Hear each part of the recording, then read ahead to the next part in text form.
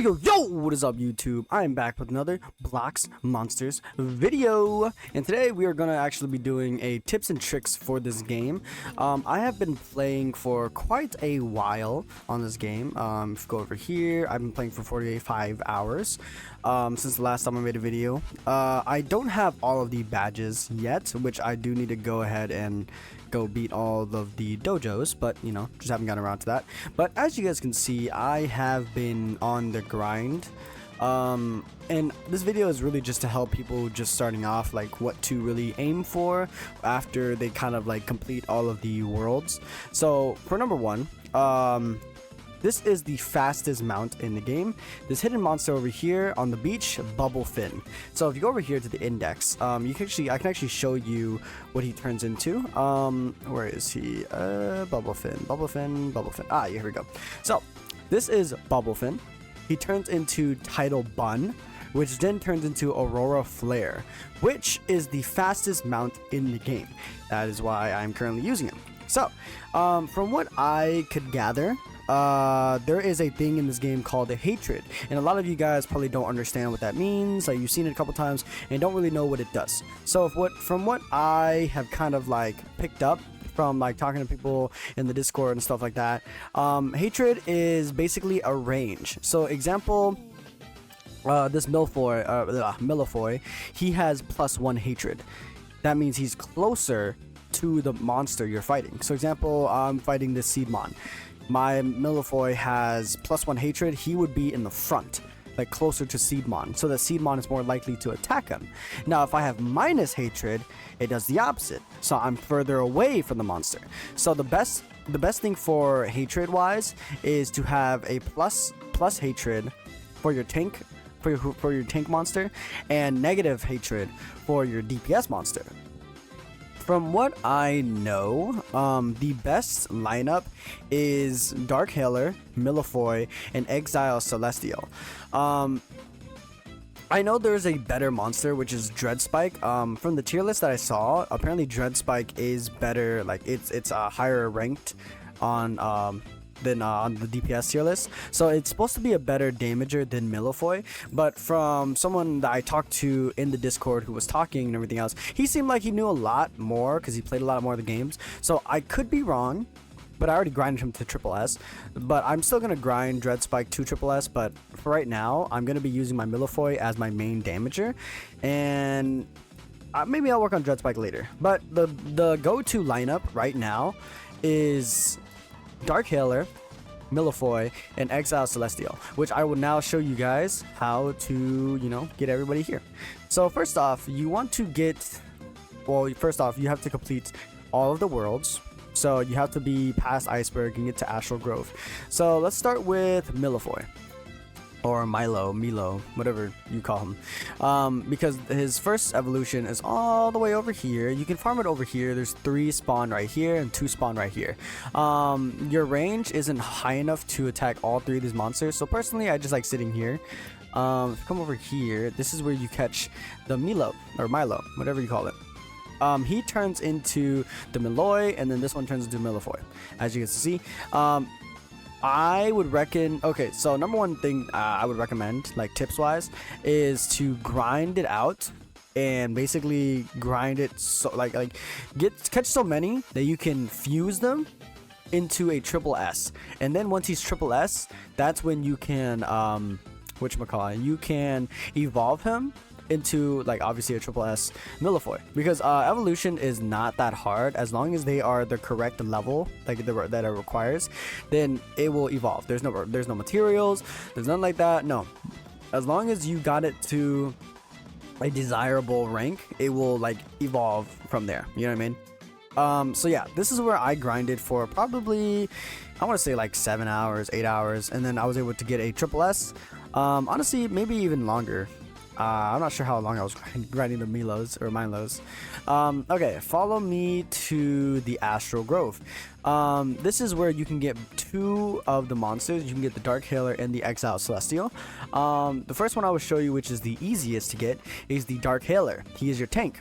So you want to farm these puff layers. These puff layers are, you know, relatively easy to kill if you've already got into this world. They're pretty easy to level up and everything else, and they're pretty easy to farm. So they're probably going to be your fastest like unit to farm in this world. Now this one over here is the Orbit Fin, which makes the Exile Celestial. Now for this one, he is going to be pretty annoying to like beat because he's a hidden monster, so he doesn't always spawn. But what I've found out to do is a lot of people don't really farm the Orbit Fins. They are usually farming something else. I'm not too sure why. Maybe they know something I don't. But from the Discord and from what I've heard, this is the go-to team. So what I recommend doing is server hopping, like leaving the game and joining another server, because the hidden monsters spawn, I want to say every 10 minutes, maybe even 5 minutes. Honestly, they spawn back pretty fast. I'm not too sure if it's like an always like spawns on this time type of thing, or if it like starts the timer after you kill it. You know what I mean? Because the hidden monsters seem to stay there the entire time until someone kills it. So I'm just gonna assume it takes around 5 minutes for it to respawn. But it's definitely faster if you just play the game and you just leave the game, join the game, leave the game, join the game, leave the game, join the game. You know what I mean? The index is super easy to fill out. As you guys can see, I've already like filled out every single monster on the index. So I can just kind of tell you the best ways to progress, I guess. In the Misty Forest, what I did was I got really lucky. I had the seed mons obviously for a little while. Oh, look at that, the Orbit Fin spawned already. So I want to say like, I don't know, maybe 5 minutes. I'm not too sure, man. Come over here. This is where I actually got really lucky. I killed a Volt Loop or Lope, and I got an A rank, and that's where I just kept farming, and eventually I farmed some water sprites, got them guys to help me. The bubble fins are just really just for show, because you spawn with this one. I think you choose, I'm not too sure, but you get one whatever crap, evolve it into like the last evolution, then you can ride it, but you do have to get it to like level 30, I believe, so do be warned.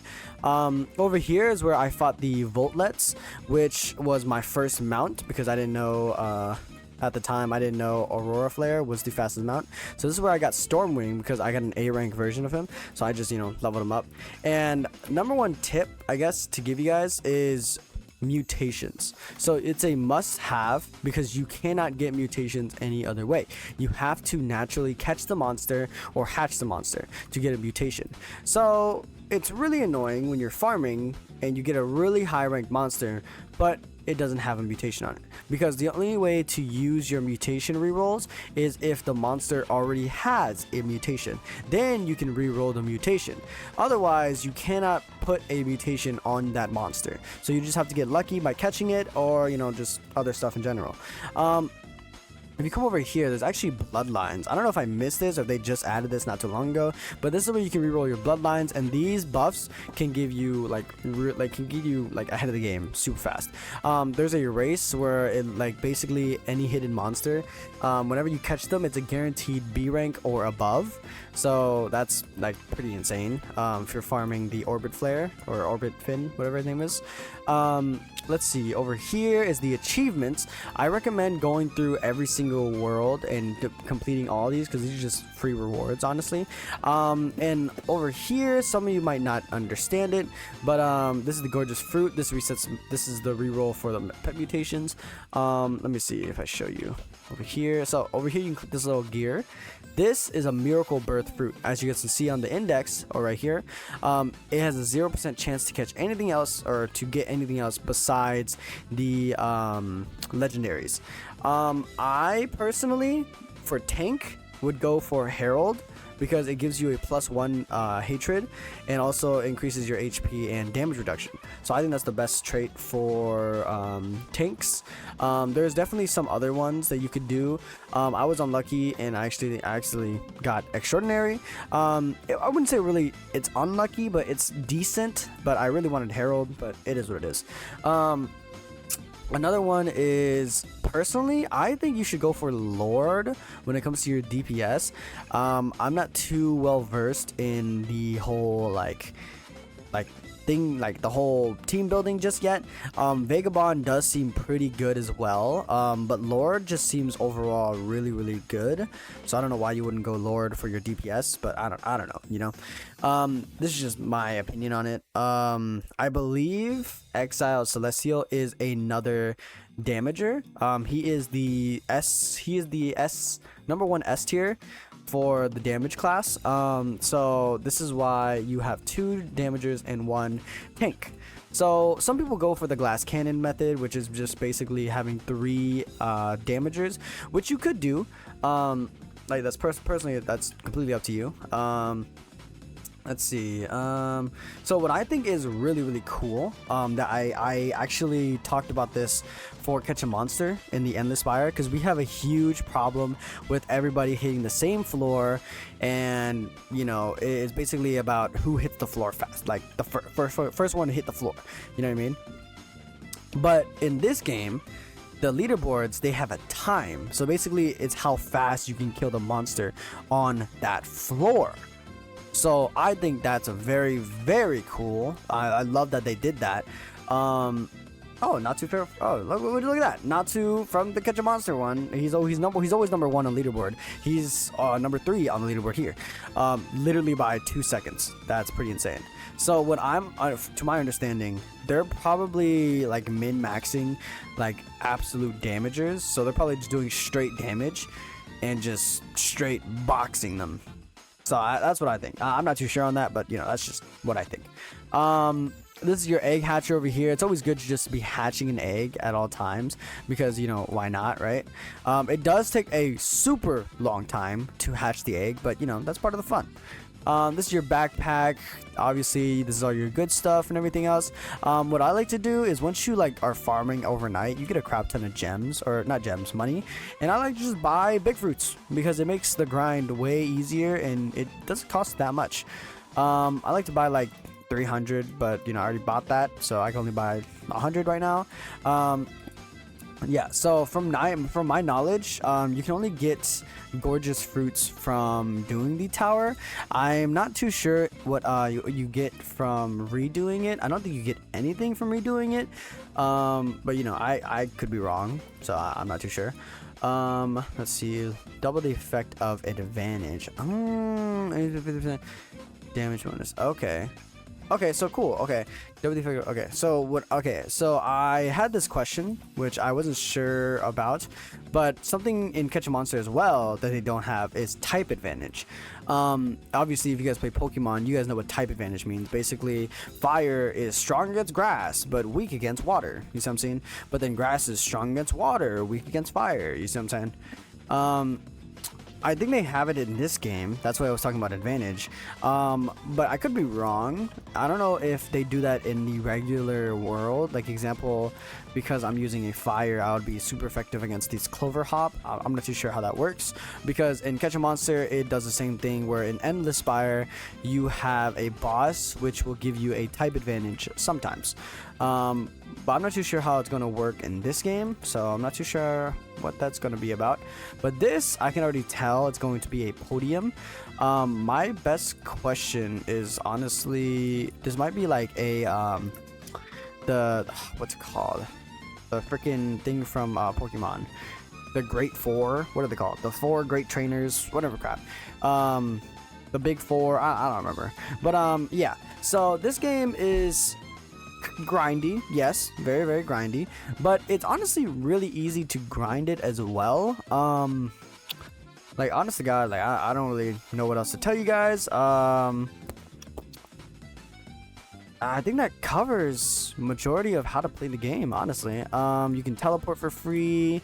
Your index is just a good way to get like exotic fruits and index rewards. Eggs are kind of useless at the moment until they add other like incubators, but you know, they're still good, you know what I mean? For the longest time I was using Cinder Embers and Serpent Deity, so you know, they're still good, but they're just, you know. And another thing is, technically the boss monsters are very good. They're just super annoying to collect. So that's why they aren't on any of the tier lists. And if you guys want to see the tier list for you guys self, I will leave Blox Monsters Discord down in my description.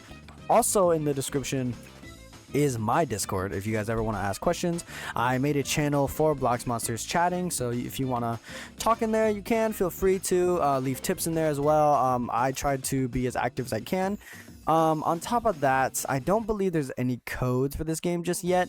I don't know if they're gonna add it ever, but you know, hopefully they do. But yeah, guys, if you guys did enjoy, please leave a like, share, and subscribe. And if you guys do like this content, please let me know down below in the comments. And if I missed anything, or if you guys have any questions, please let me know in the comments as well. But yeah, guys, other than that, I will see you guys in the next video. Later!